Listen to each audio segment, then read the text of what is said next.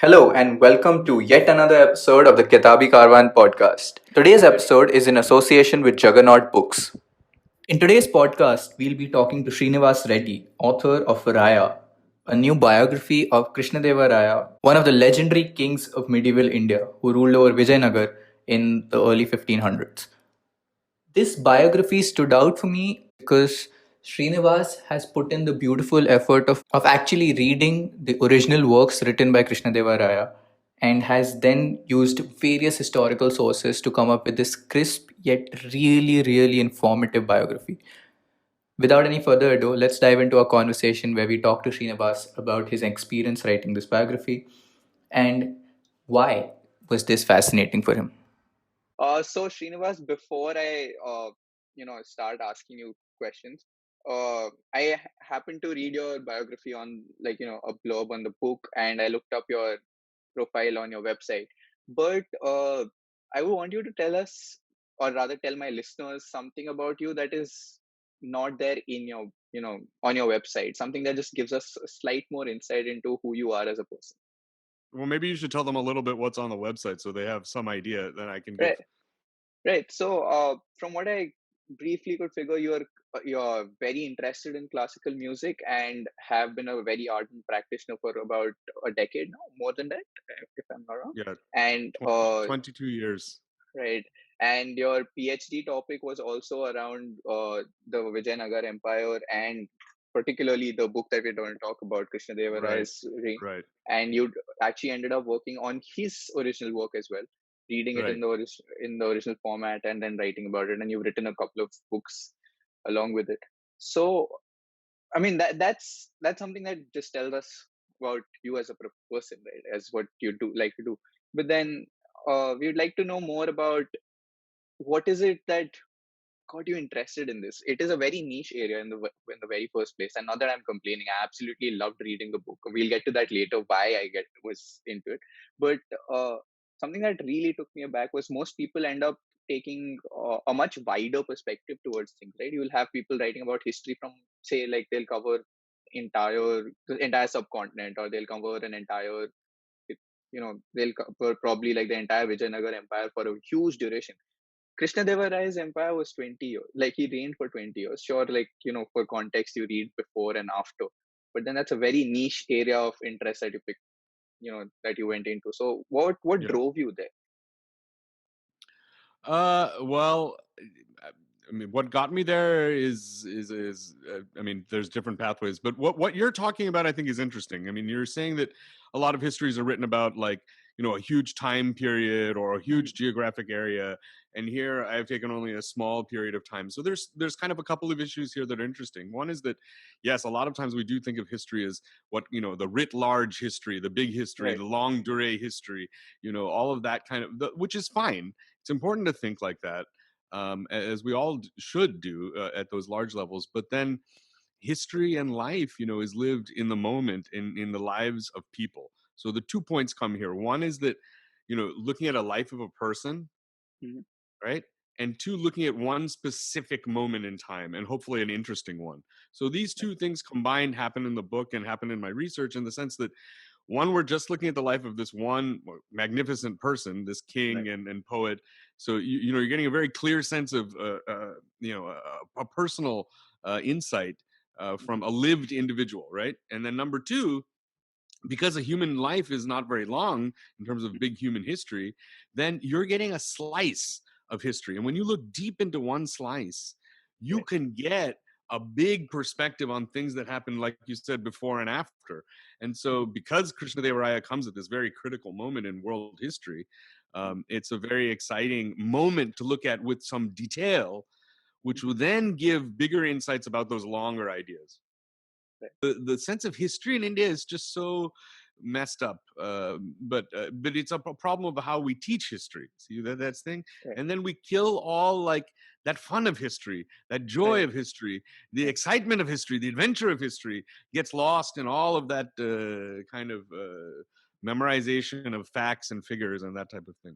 But you were asking, how did I get interested in this? I think I'm sorry. Yes. Yes. That's the crux of my question, actually. I mean, I told this story the other day. It was really kind of randomly. A friend of mine gave me a book about Vijayanagara. She said, "Come and let's do Oh, some. You'd like this." And of course, I did. I mean, right.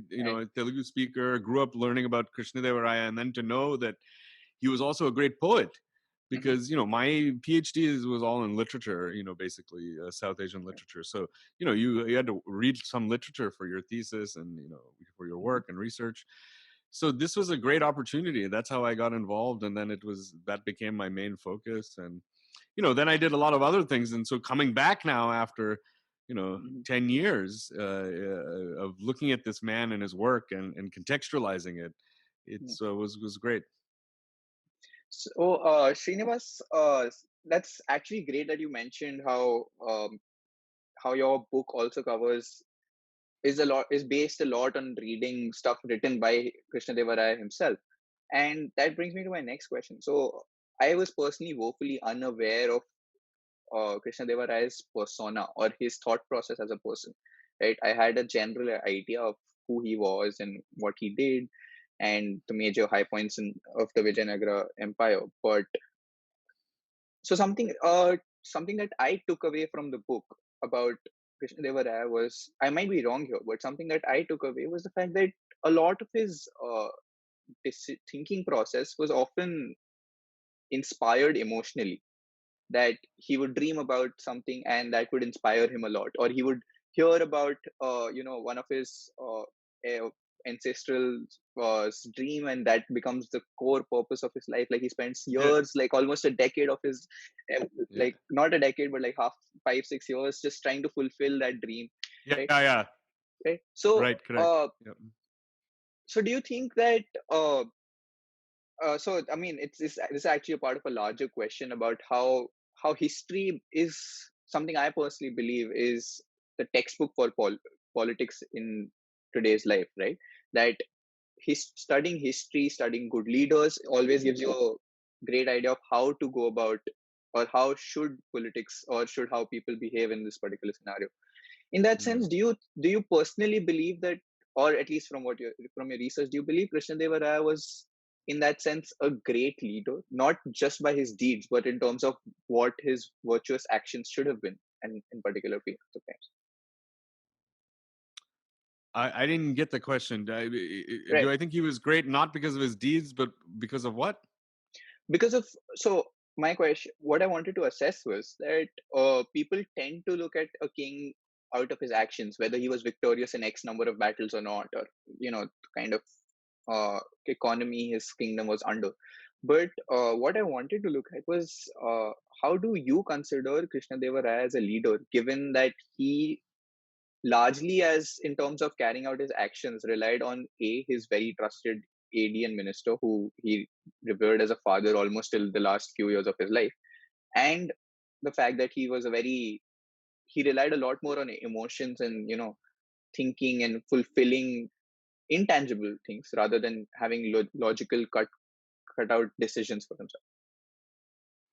Well, I mean, like you're saying, the things that he wanted to achieve were not philosophical. Actually, they were quite Right, tangible things, right? right, I mean, so taking those three forts as right. you're kind of mentioning that whole thing. So I'm not sure exactly what you're asking, but let me see if I can answer in some way of some of the things that many of the questions that you're trying to address. Mhm, One fundamental thing that in our current time we have shied away from, mhm, in the name of secularism, in the name of tolerance and all of these kinds of things, which of course is all well and good, it's fine, it's wonderful, is to also understand that people can be deeply, deeply embedded in a faith and have deep kind of sense of the world in a particular worldview that maybe at some level seem at odds with modernity. right, Okay, but for those people were not in any kind of contradiction. They actually flowed together mhm, harmoniously. So when right, Raya has a dream, and mhm, when Andhra Mahavishnu comes to him, and tells him, "I'm a Telugu king, and you're the king of Karnataka." I mean, these have really powerful meanings for him as a person, deeply. I mean, imagine you having a dream before a great battle or a great thing that you were going to do, and like your particular deity, your particular person, your whatever, something that you believe in, comes to you and says, you're going to do some great things, and you got to do this, and you're wonderful, and you should write a book. It has a powerful impact, obviously. Right. And he wrote this in his book.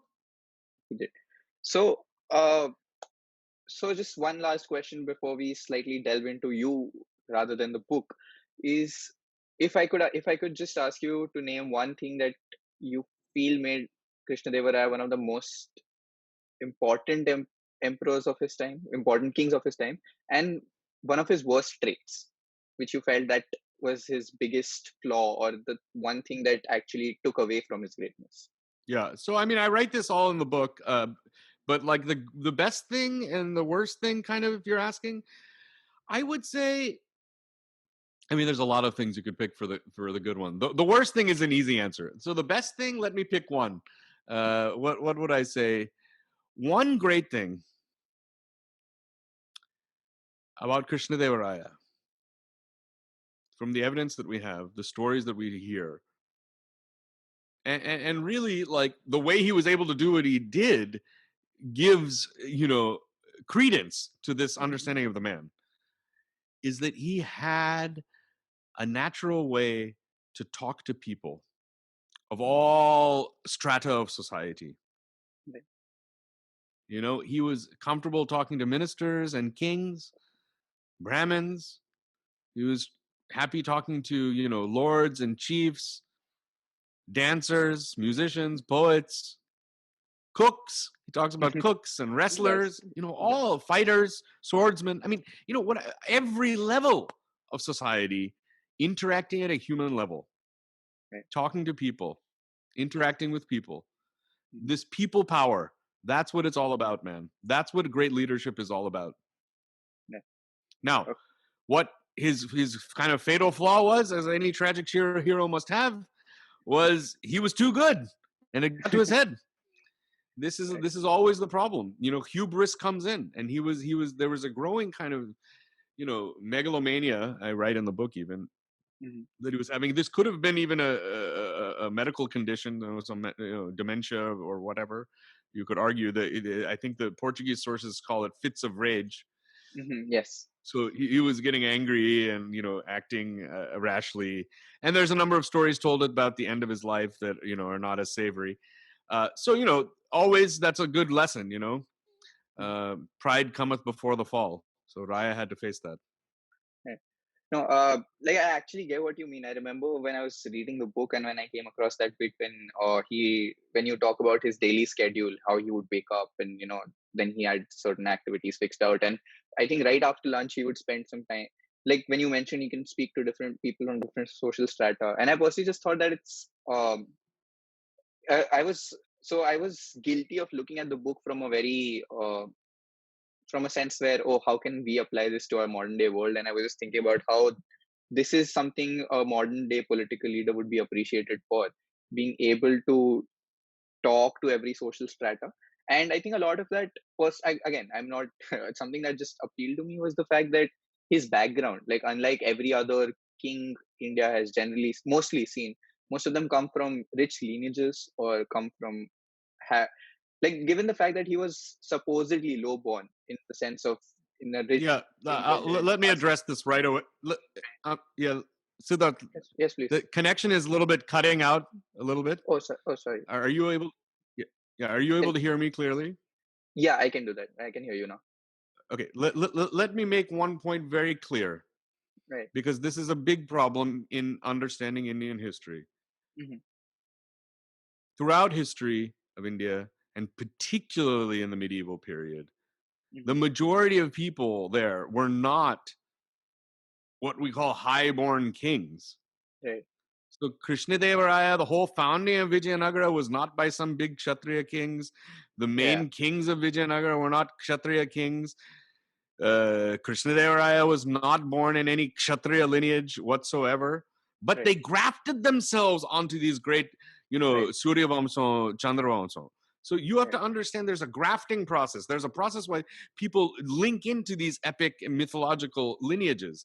Right. But most of these kings were not from these backgrounds.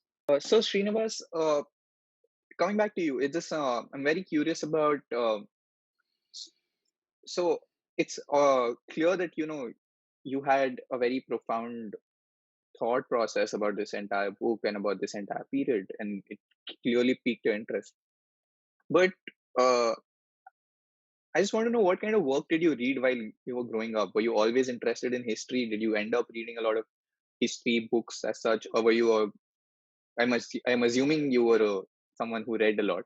So what were the things? What were the books that stood out for you? Right, like not necessarily your favorite books, but books that had a major impact on you. Books that drove you towards, or you think played a large role in making you the person you are today. I mean, the first thing that came to mind when you said that, honestly, and I really do think they shaped so much of me, and leading me to this and all of it. I mean, is I used to have every single, I think it was 42 in the series, Mm. Amar Chitra Kathas of Right, Mahabharata. right. Till this day, I still feel like those are some of the best books I have. Right. I absolutely agree with you. I have personally, so I got into reading because of Amar Chitra Katha. I think I have the entire collection at home, and I think they are something everyone in India should read. They are like these 32-page comics which give you such great insight into Indian history. It's amazing. Like I'm a huge fan. Like I Yeah. completely get where you're coming from. Anand Pai was one of the Uncle Pai was someone who I really, really am grateful for, even though I haven't ever met him, but his work was something that genuinely inspired us. Right.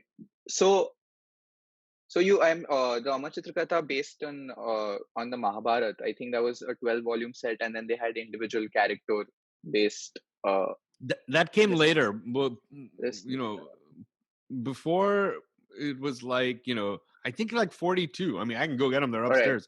right, I think 42 or so all right, series. right. So I had, then my brother, my Anna had those bound up for me. And Mm-hmm. so I used to have four because they came out later in collect, other editions. But the Right, old days, I'm talking about each individual one, man, one right, through like 40, whatever. And then he right, bound them up with 10 by 10. So there were 4 books. right. Kya baat hai? I mean, fantastic, man. So things like that Very good. inspired me. And then, then I got older and adventure books, Mm-hmm. there's all adventure stories, man. You have to love myths. If you want Mm-hmm. to read all this old literature, you have to know all the myths and the Puranas, and you have to love that Mm-hmm. stuff, man. Right, And I mean, I do. This is great stories of right. our, tradition, katha, tradition in India. Mm-hmm. No other continent, subcontinent, whatever, no other areas, story factory like India, man. Mm-hmm. All this Hitopadesha, Panchatantra, Aesop's Right, fables, all are India. We're right, just great at storytelling. So you have to love stories, man. And right. the other thing, to be quite frank, you know, reading is overrated. Mm-hmm. In our society, reading represents some kind of education. There's plenty of education in listening to Ramayana, listening to Yes, of Mahabharata, course. you know listening to someone recite, listening to performances, watching performances. Mm-hmm. So we have a different way of all of these things too. We have to Right. embrace all of those modalities. No, it's very interesting that you bring this up, because I think so. This is something I've experienced on a personal level, wherein um, so I as a person who loves to read, I feel odd agreeing with you when I say that reading is overrated. But something that I understand when you mention this is how audiobooks have just emerged, or this format that we're talking in podcasts. Like it's entirely revolves around assimilating information from a purely auditory format. Or how in India you had, like, I absolutely loved going and watching, the Ramayana being put up during the Dasara. Right? Exactly. Ram Leela was something that my parents always used to take me for, and I remember like scenes vividly, and it just becomes a rich part of the country's tradition, right? And that's something I wanted to come to was, so do you think both in case of India and on a global scale, do you think uh, with the rise of modern literature, and do you think that mythology is being given a back seat to the extent that it holds many valuable lessons which aren't being put forward, you know it's just not being read as much by the youth, or not being propagated as much, or it's just being kind of dismissed when it comes to, do you think that is the case? I mean, mythology is one thing, religion is something else, Mm-hmm, spirituality is something else. Fundamentally, they're all the same thing, actually.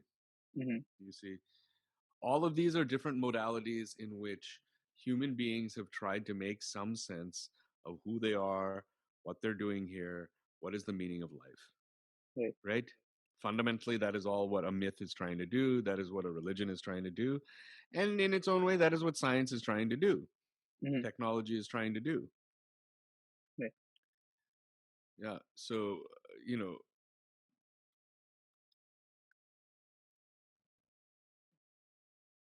what really has happened on Mm-hmm, this point is that this goes back to that secularism issue, that we started with. You see, with modernity, what do we really want to talk about modernity? We adopted the Western system of separation of church and state, that the mm-hmm, political and the religious, that your belief system and your political rights and duties as a citizen of a nation were separated.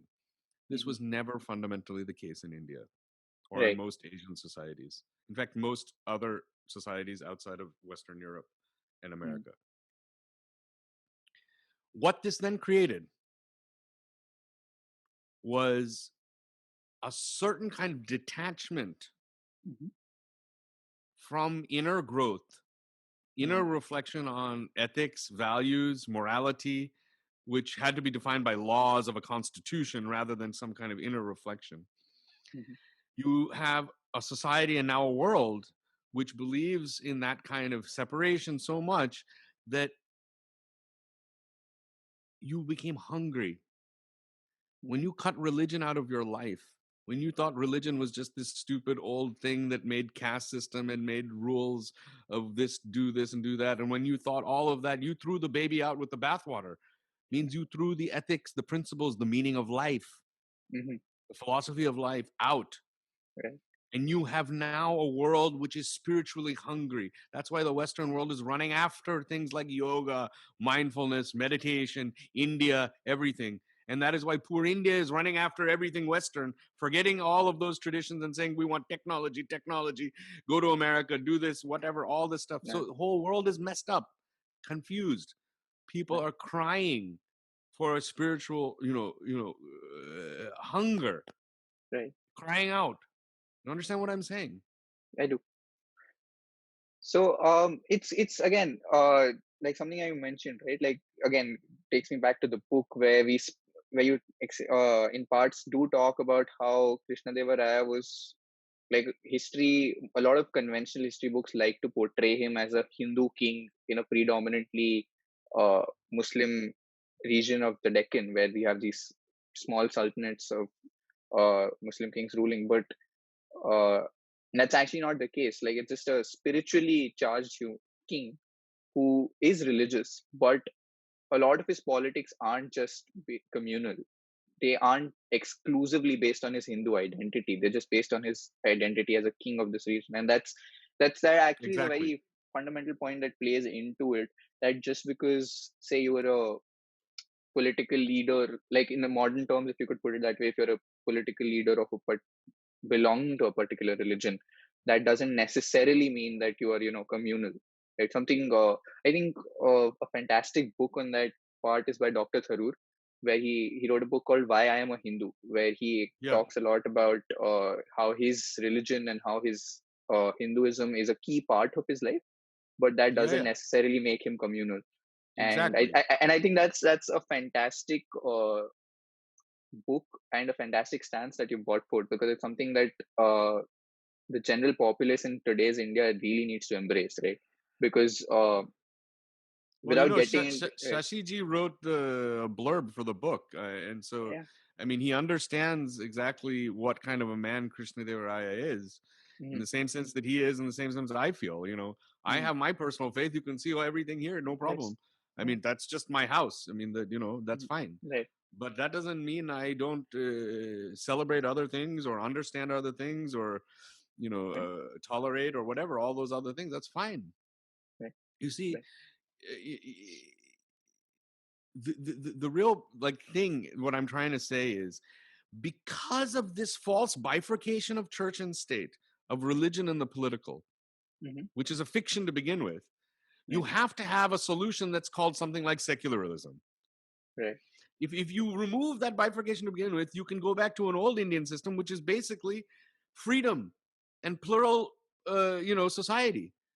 Right. There's nothing to tolerate, there's nothing to bifurcate, there's nothing to unify, there's not, it's just it's all a mix, and it's fine. Right. Right.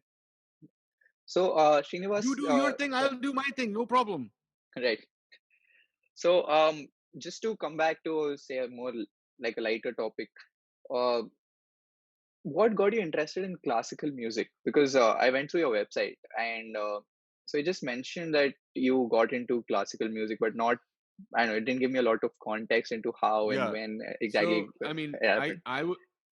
so I was a guitar player when I was a young person, and I Right. was into all Beatles and Led Of Zeppelin, course. and that was my stuff. And then played a lot of rock bands, funk bands, all this stuff. But then at one point in college, I was back then I was in an 8-year medical program. I was totally into sciences. I was not a Oh, humanities person.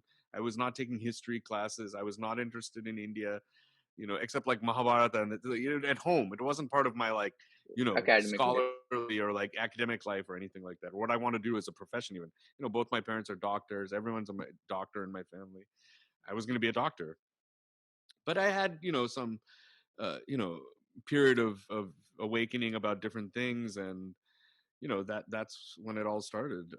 And that interest in Indian things and Indian philosophy led me to be interested in Indian music. And then I realized that even when I was evolving as a musician, even in guitar, what I was hearing in my head, you know, Mhm. it was either go become a jazz guitarist kind of thing. That was the cool thing, the advanced way to go. But Yeah. that wasn't doing it for me. And then, Indian music came, and ragas, I was just, spellbound. It made so much sense to me. Right. To have a drone, and then and then it was so meditative. So it went all with the philosophy. Basically, I got into Indian music because it's a form of meditation. I fundamentally got into meditation when I was in college, Mhm. and that led me to Indian music, which is the great meditation. And then it was a natural extension from guitar to sitar. My mom got me a sitar for my 20th birthday. Mhm. Then I moved to California, and I met my guru in 1998. Mhm. And then I studied with him for 12 years.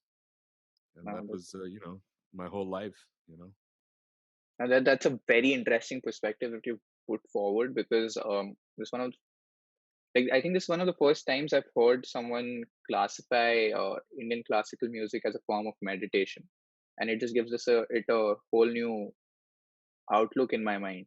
I don't think I've ever thought of it that way ever before. Oh, yes. I Right. mean, what else is it? You Right. see, classical music today has gone into a different phase. Right. But if you look at the history of the music, or you look at great masters like Nikhil Banerjee, Mhm. they're who we call Nada yogis. So Right. they practice Nada yoga, and they become Nada yogis, because Sangita is the ultimate. It's the Parama Moksha Margo. It's the ultimate Mhm. path to salvation, man. Mhm. Nada Right. Brahman, all of these philosophies of our ancient traditions, they said that. So then later on we got into court music, and then later on we got into concert music. So that music Right. has evolved. But raga music evolved as a spiritual practice in its origins. And, hopefully some people still believe that. Talking to you is something, Srinivas. It's just I might be way off here in my uh, analysis, if it's that, is that I can see why you as a person would end up being interested in Krishnadeva Raya. I can see how there is this similarity. I mean, reading through the book, I realize he's also a person who was, into the art, who placed a certain respect for the arts, not only derived pleasure from it, but had a certain respect for them, derived a certain kind of, I don't know, balance in his life from the culture around him. For him, it was his poems and his writings. I'm not too sure if he was into classical music, but Well, that's the thing. He was supposed to be a Veena player, and he all was right, supposed to play Veena while the girl Chinna Devi that he loved was right, the dancer. So they had like a duet all going, right, Jugalbandi. right, uh, So even in the movies they show that even right, that whole thing. But right. on this thing, I'll just mention, not to, because you mentioned it and it's funny, but I got 5 copies. All the book unfortunately is stuck in all these Noida warehouses somewhere. But Mm-hmm, anyway, they gave me 5 books. mm-hmm, So I gave one to my mom and then one to my gurus, and I mm-hmm, kept one. mm-hmm, So my guru, my great advisor, great human being, great scholar, Padma Shri, George L. Hart, when I sent him the book, and then he wrote me an email. He said, Srini, I think you were Krishnadeva Raya in your previous life, which is a great very compliment. compliment. Yeah, great compliment. And when, like you said, you write a book, you're totally involved. You Mm-hmm, read someone else's book, you get totally involved in that person's life.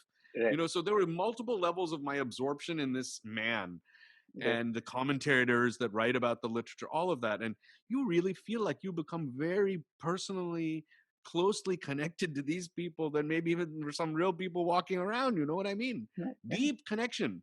I mean, I feel a deep connection with Krishnadeva, no doubt about it. How can you not? I spent 12 years reading this man. right. No, You know? it just takes me back to something I discussed with another author in one of my podcasts about how when you read someone's work, you kind of feel an ownership over that person. You develop expectations, you develop a very deep connect with what that person's doing. And I think that just goes to the crux of writing or any art form for that matter. Like when you're performing for someone or when you're writing something for someone or singing for someone, you just, you're it's not just a physical activity or a mental one. It's actually very emotional and spiritual. You're putting a lot of yourself out there onto the paper, onto the performance, and your audience on absorbing it. It just kind of gains that legitimate expectation, I suppose, of this ownership over you, of understanding who you are as a person and wanting to know more and wanting to associate more with you. Right. So I Yeah. completely Yeah. get it. See, what you're saying is very correct. I mean, what writing a literature or performing a sitar or teaching or giving a public speech or anything, man, you're Hmm. putting yourself out there, like we say Hmm. in modern. You're putting yourself out there. You're exposing yourself.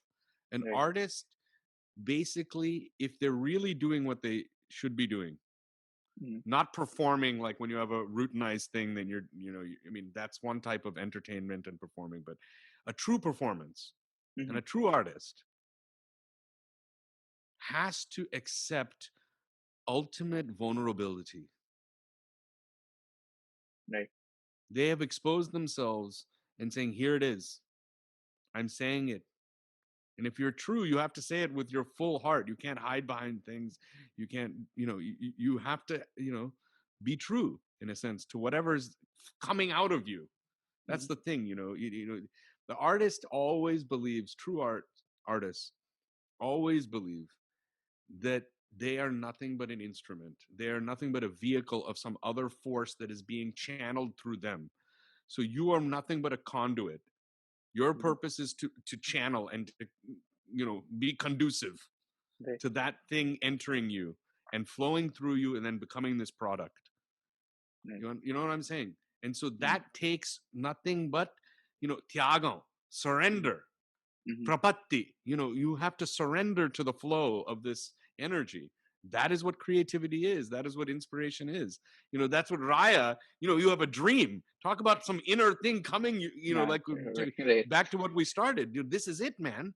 I mean, this is the huge driving force of this man's life. You can see that. There's a Right. cosmic vision at hand that's Right. also playing out at a very real level. Mhm. Well, Srinivas, I think that's a wonderful note to end on. And I think if I could just end with a compliment, that I think you're absolutely right about an artist being an instrument and the conduit for expressing an energy.